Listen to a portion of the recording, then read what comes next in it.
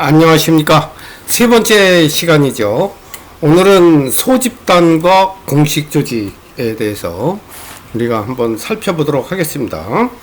자, 우리가 한번 제가 항상 이야기하지만 이제 제가 위에 것만 조금 볼까요?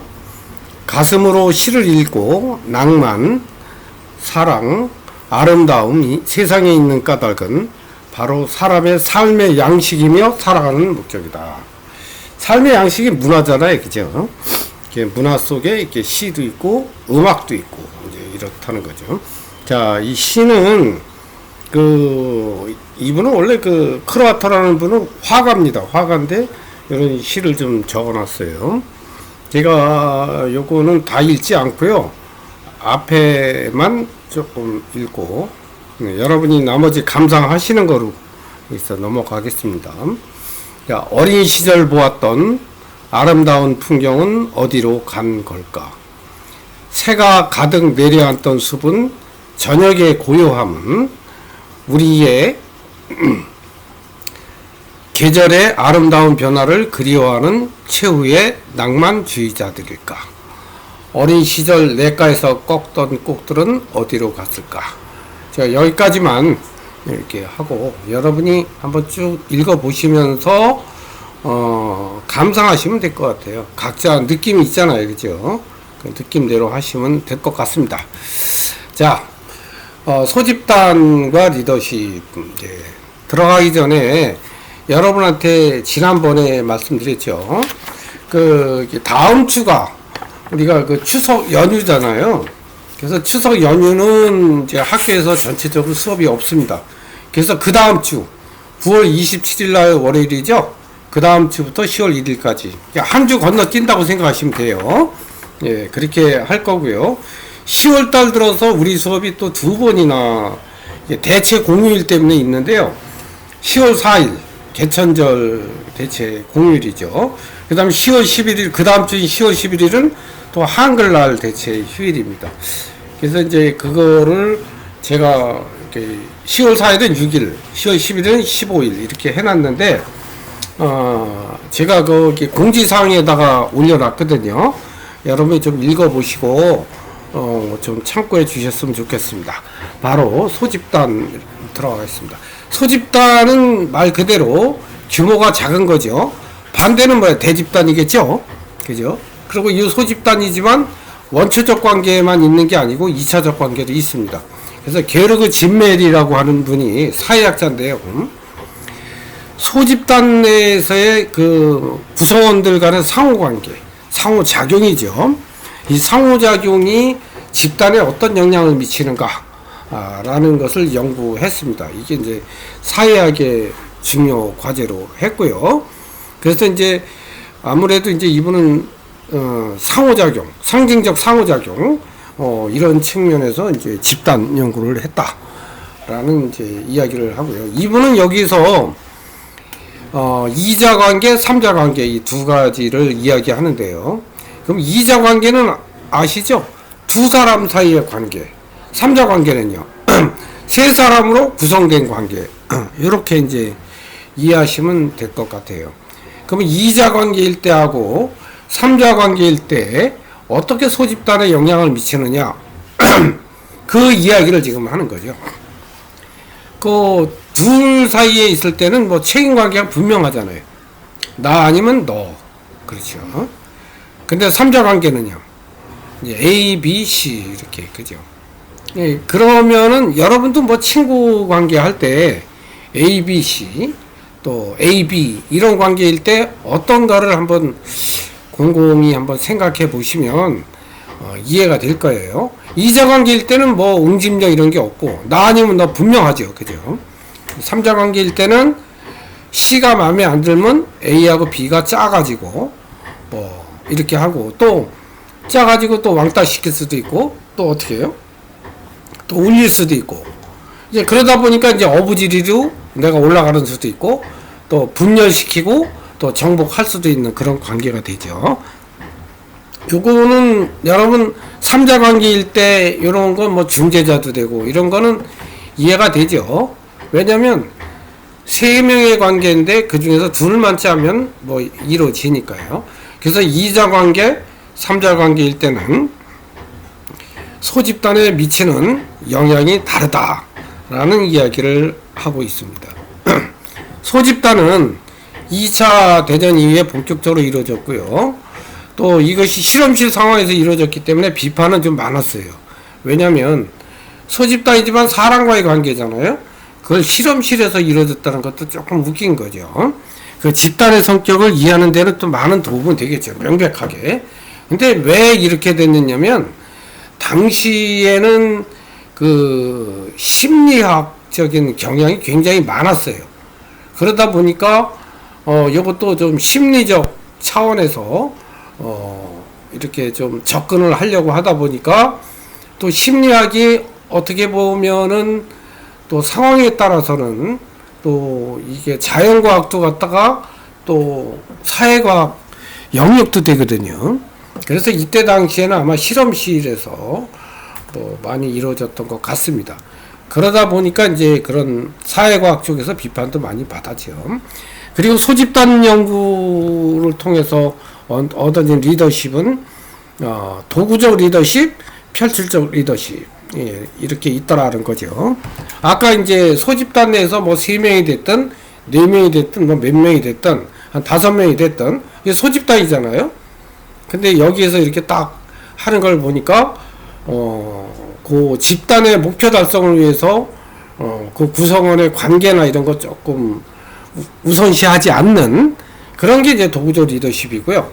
표출적 리더십은 반대로 그런 어떤 집단의 뭐 조직 목표 이런 거보다는 이제 구성원들 간의 조화, 그죠?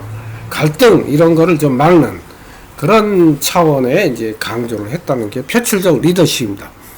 오늘날은 굉장히 표출적 리더십을 강조하면서도 실제 현실은 이 도구적 리더십이 굉장히 많은 것 같아요.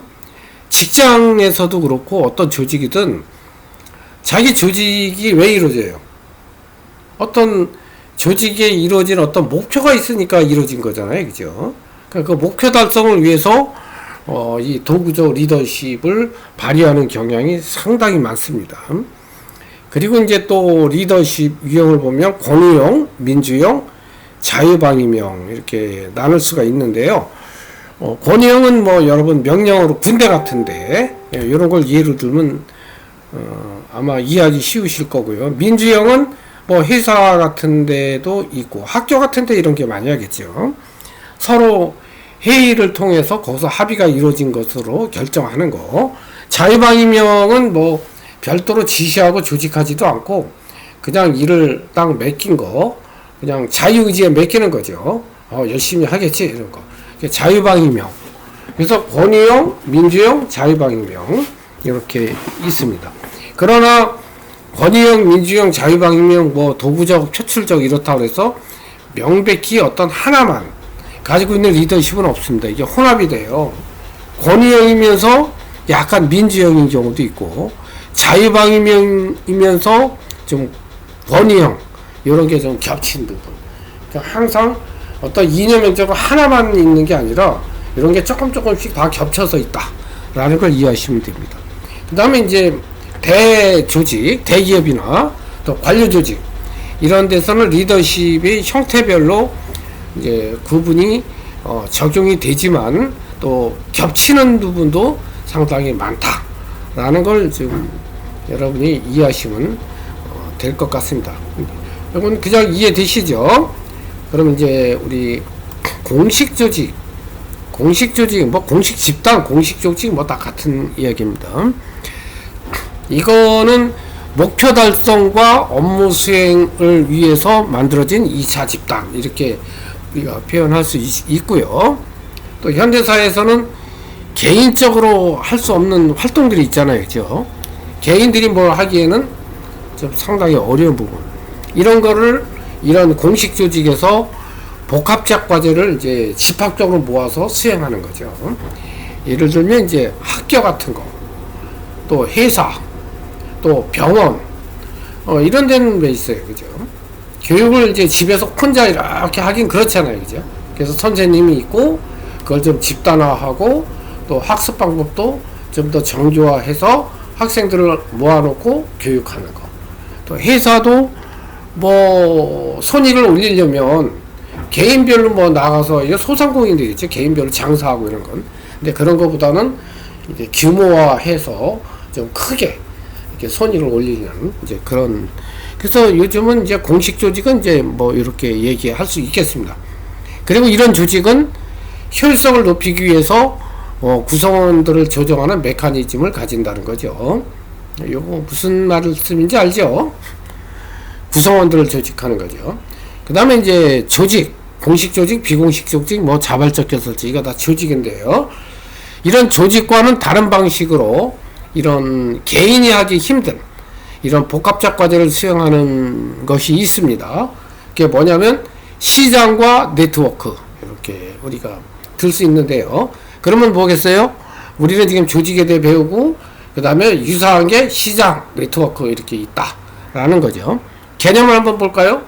조직은 내부와 통합, 또 위계적, 또 감독도 있고 명령도 있고 좀 경직성이 있겠죠. 그 다음에 공식적이면서 관료적, 의존적 성격, 강제적이고요. 이 조직은 우리가 또 이렇게 해가면서 이런 성격은 좀 아실 거예요. 그죠? 그 다음에 이제 시장은 어때요? 계약관계잖아요. 그죠? 고객과 또 상인 간의 계약관계 뭐 이런 거. 그 다음에 공식적 통제가 가능하고요. 법률적 그런 것이 좀 가능하고, 또 대신 이제 유연하죠. 또 기회주의도 인정이 되고, 왜냐면 내가 쌀 때 사가지고 비싸게 파는 거. 그 다음에 계약 자유의 원칙에 입각할 수 있고, 그 다음에 독립적이죠. 내가 뭐 몸이 아프면 안 해도 되고, 그죠? 그리고 자율적이고, 이게 이제 시장입니다. 그 다음에 이제 네트워크는 뭐 여러분이 뭐 쿠팡이나 뭐 예스24나 뭐 이런 인터넷 통해서 물건도 사고 받죠. 또 뭐 메일도 주고 받죠. 이런 거 네트워크 통한 여러 가지 관계 뭐 이런 걸 얘기하는 거거든요. 그럼 네트워크는 어떤 관계가 있을까요? 협력 관계, 또 호혜적 규범, 또 신뢰나 평판, 또 사회적 제재, 유연성은 뭐 한 중간 정도 될 거고요. 또 공생하고 신뢰, 또 상호 의존적 이제 그런 성격을 가지고 있는 게 네트워크입니다. 여러분이 여기서 아셔야 될 거는 시장, 조직, 네트워크는 뭐라고요? 개인적으로 할 수 없는 활동에 대해서 복합적 과제를 수행하는데, 집합적으로 수행하는데, 시장의 개념, 조직의 개념, 또 네트워크의 개념, 요런 정도, 여러분이 요런 정도로 그냥 개념 이해 정도만 하시면 될 것 같아요. 그죠? 그리고 이제 네트워크는 사실 어떻게 보면 경계가 좀 모호하죠. 그죠? 그러면서 누구에게나 이렇게 열어놓자, 인터넷이 개방된 조직 유형이라고 볼 수 있죠. 뭐 조직이라고 표현하기에는 굉장히 좀 자유롭죠. 근데 이 조직으로 볼 수 있는 건 뭐예요? 우리가 인터넷에서 뭐 카페 뭐 이런 거 만들잖아요. 좀 자유롭긴 하지만, 그래서 그런 유형을 얘기하는 거예요. 카페 같은 거, 또 그걸 통한 또 뭐 무슨 뭐 이런 것도 만들기도 하고 하잖아요.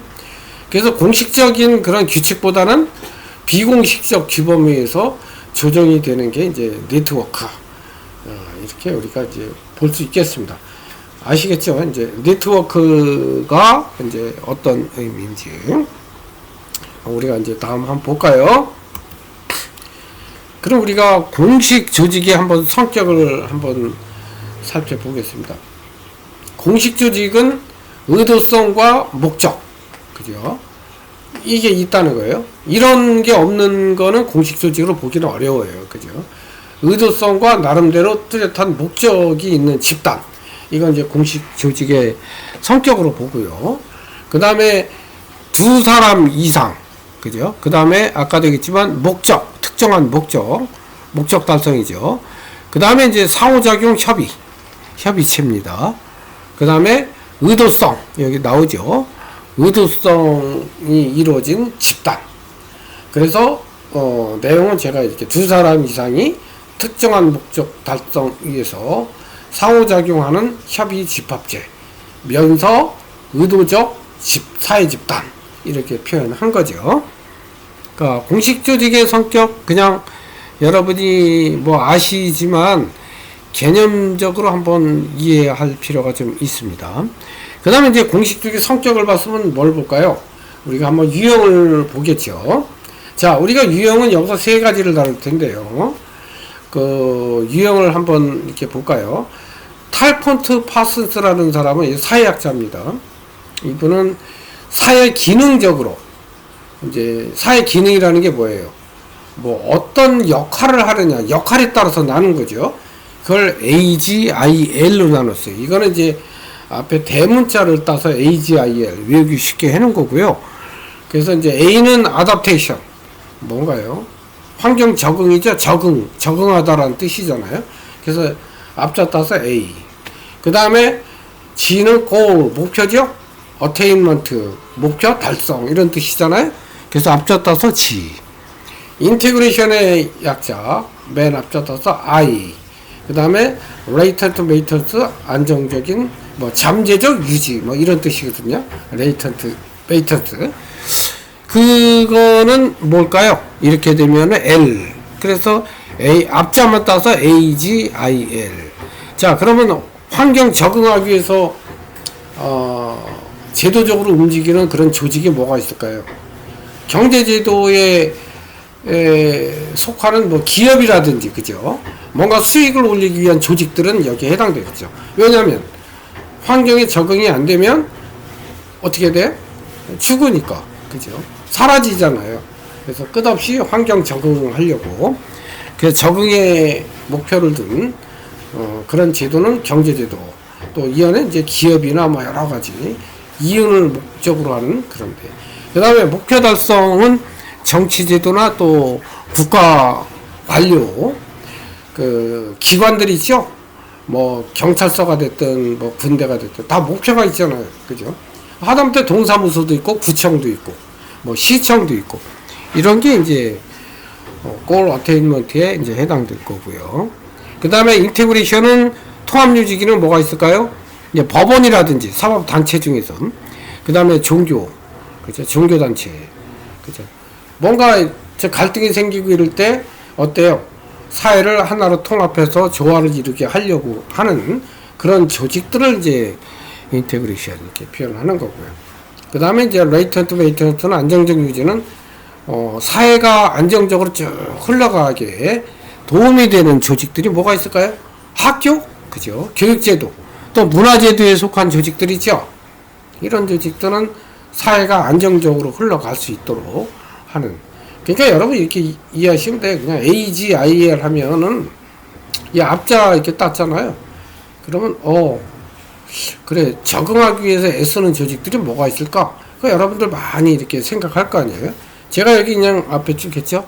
회사, 공기업, 행정기관, 정당조직, 사법기관, 또 교육기관, 경찰서, 종교단체 이렇게 얘기를 했죠. 이 중에서 이제 뭐 각자 이렇게 목적에 맞게 들어가면 되죠. 이런 기능을 하는 기업 조직이라는 거죠. 그래서 이렇게 분류를 한 겁니다. AGI.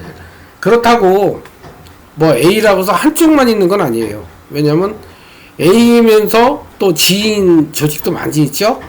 여러분 아시죠? 그 다음에 I면서 또 G인 경우도 많이 있어요. 그죠? 행정기관 같은데. 그 다음에 L이면서 또 뭐 있어요? G인 경우도 많이 있죠?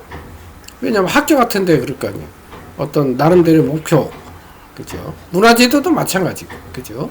목표를 다 가지고 움직이는 거죠. 자, 이해되셨죠? 그래서 탈코트 파슨스의 AGIL로 조직을 기능에 따라서 나눈 거다. 이렇게 이해하시면 되고요. 그 다음에 이제 블라우트와 스코트 이분은 수혜자에 따라서 내가 혜택을 받는 그거에 따라서 조직을 분류했는데 호혜형, 기업형, 서비스형, 공익형 이렇게 나눴습니다. 호혜형은 뭘까요? 서로 그 집단 구성원들한테 혜택 주는 거죠. 노동조합, 공제조합, 뭐 농협, 그 다음에 주택조합, 또 각종 정당 이런 경우가 호혜형에 속하죠. 자기에 속한 조직 내 사람들한테 서로 도움이 되는. 그 농협 같은 경우도 이제 농업인들 그 조직이잖아요. 그래서 그런 거. 기업형 조직은 뭘까요? 이윤 극대화해서 자본 투자한 사람들한테 또 배당도 많이 줘야 되잖아요. 그래서 이윤을 많이 남기기 위한 거. 뭐 기업들 될 수 있을 거고 또 은행도 그렇습니다. 또 서비스형 조직은 뭐가 있을까요? 그냥 서비스를 받는 그 주 대상자가 고객인 경우는 뭐가 있죠? 정기적으로 접촉하는 거. 병원에서 환자가 있을 거고요. 또 학교는 학생이 있겠죠. 학교 입장에서는 학생이 고객입니다. 그죠? 그냥 정기적으로 접촉하는 고객이죠. 또 사회복지기관은 장애인들 또 마찬가지입니다. 근데 공익형 조직은 그냥 일반 대중이죠. 뭐 있어요? 뭐 국가기관들이 여기에 속하죠. 특정인을 조작하지 않죠. 누구나 우리 사회에 사는 우리 국민이면 누구나 혜택이 받는 뭐 군대, 경찰, 소방, 뭐 각종 우리 뭐 행정기관들이 여기에 속합니다. 아까도 말씀드렸지만 이렇게 네 개로 수혜자에 따라서 뭐 호혜, 기업, 서비스, 공익 나눴다고 해서 하나로 이렇게 딱 되는 건 아닙니다. 그러면 뭐 어떻게 나눌까요? 섞여 있어요. 내가 호혜형이면서 기업형이고 또 기업형이면서 또 공익형이고 공익형이면서 또 서비스형이고 이렇게 막 섞여 있는 거예요. 하나만 호혜형 이렇게만 딱 있는 조직은 거의 없는 것 같아요. 그죠? 예를 들어 볼까요? 농협이 호혜형이잖아요. 농민조합원들. 근데 여기서 조합원들 그거 협동조합 원칙만 강조할까요? 아니잖아요. 왜요? 기업형. 이윤을 극대화시키지 않으면 이제 논리는 그거죠. 이윤을 극대화해서 농업인들한테 경제적, 사회적 조금 좀 도움을 주자. 이제 이런 게 논리인데 그거는 이제 논리고 실제적으로 보면은 이제 기업형 쪽으로 많이 이렇게 해서 지금 농협 조직을 보면 알아요. 그죠? 그래서 호혜형이면서 기업형 이런 게 되고 또 뭐가 있을까요? 뭐 공사계통도 보면 뭐 항전 그 어때요? 어떻게 보면은 공익형이라고 볼 수도 있잖아요. 근데 또 공익형이지만은 않아요. 기업형이기도 해요. 왜냐면 거기도 그게 손익이 나와야 뭐 이렇게 되는 거니까요. 또 서비스형이면서 기업형이기도 하고요. 자, 제가 이제 얘는 그만두겠습니다. 여러분 뭐 얼마든지 이렇게 응용 가능해요. 수혜자에 따라서. 자, 블라우트와 스코트의 분류 이 정도 아시고요. 이제 에치오니는 복종 관계에 따라서 세 개로 나옵니다. 자발적, 그러니까 통제가 자발적으로 이루어지는 거죠. 강제적 조직은 그냥 강압적 통제죠. 공리적 조직은 어떨까요? 그냥 그 구성원들한테 서로 도움을 주는 이제 그런 관계죠. 그러니까 복종 관계에 따라서 자발적 조직, 강제적 조직, 또 공리적 조직 이렇게 나눕니다. 자발적 조직은 이제 어떤 게 있느냐면 종교 단체 뭐 이렇게 볼 수 있을 거예요. 그 다음에 대한의사회 같은 이렇게 NGO나 뭐 이런 활동들, 그 다음 각종 정당, 또 노동조합, 또 NPO, 뭐 NGO 뭐 이런 자원봉사단체, 자발적 수능이 특징이 되겠죠, 이런 데는. 그 다음에 이제 뭐 자유롭게 가입하고 탈퇴할 수 있는. 그래서 자발적 조직이에요. 강제적 조직은 여러분 뭐 말씀 안 돼. 강제적 통제 뭐가 있어요? 군대, 교도소, 또 강제 수용소 뭐 이런 데가 강제 조직에 속한다고 볼 수 있습니다. 또 공리적 조직은 그 구성원들한테 실질적 이익을 주기 위해서 가입하는 거잖아요. 그래서 이제 뭐 구성원들의 이해 타산 이런 게 이제 특징이 될 수 있습니다. 뭐 공리적 조직 또 이것도 또 아까 말씀드린 거와 똑같아요. 공리적 조직이라고 해서 공리적 조직만 있는 건 아니고요. 자발적 조직이면서 공리적 조직 이렇게 갈 수 있고요. 또 강제적 조직이면서 또 공리적 조직 또 이렇게도 움직입니다. 자발적 조직이면서 공리적 조직은 뭐 공사계통이 이런 게 많이 있어요. 아까도 잠깐 얘기했지만 농협도 그렇죠. 뭐 농협 조합원 가입 자발적으로 하잖아요. 그러면서도 그분들을 위해서 이해 타산 뭐 배당을 주고 이렇게 하니까 자발적 조직이면서 공리적 조직이 되겠죠. 그 다음에 이제 뭐 아까 뭐 마사회 이런 경우도 이제 이런 게 들어갈 거예요. 마사회는 어떻게 보면 이제 뭐 공리적 조직 이것만 볼 수는 없겠죠. 또 다른 범주가 또 들어가겠죠. 왜냐면 이거는 이제 수능 양식 복종 관계별 분류한 거잖아요. 그러니까 뭐 복종 관계가 아니고 그죠. 또 뭐 기능별로도 할 수 있고 이게 복합적으로 여러분이 어느 한 기관을 두고 에치오니 분류에서는 여기에 들어가고 그죠. 그 다음에 탈코트 파슨스 기준으로 하면 여기에 들어가고 이게 똑같은 기관을 놓고도 또 브라우트와 스코트 하면 여기 들어가고 이런 얘기를 여러분이 개념이 이해돼야 이게 좀 하실 수가 있어요. 이게 무슨 말씀인지 아시죠? 그래서 요 세 개 제가 많이는 안 하고요. 요 세 개만 하겠습니다.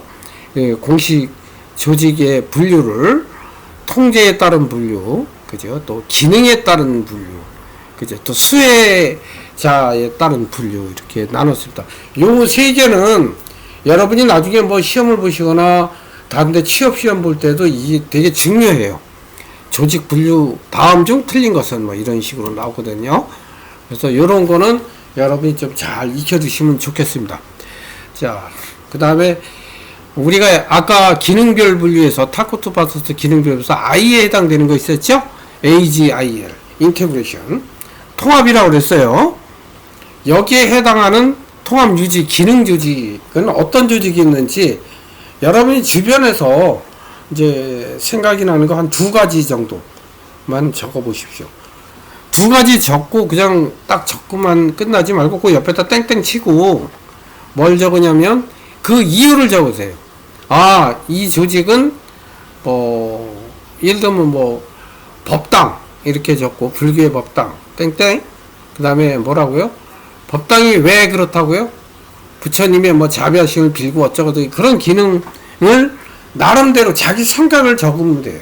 또 뭐 교회도 마찬가지고 뭐 이슬람의 그 이슬람 사원도 마찬가지예요. 뭐 종교가 뭐가 됐든 또 종교뿐만 아니죠. 이 통합 기능하는 거 또 다른 조직 두 개만 여러분이 좀 보시면 될 것 같습니다. 자, 이제 수업은 제가 여기까지 하겠습니다.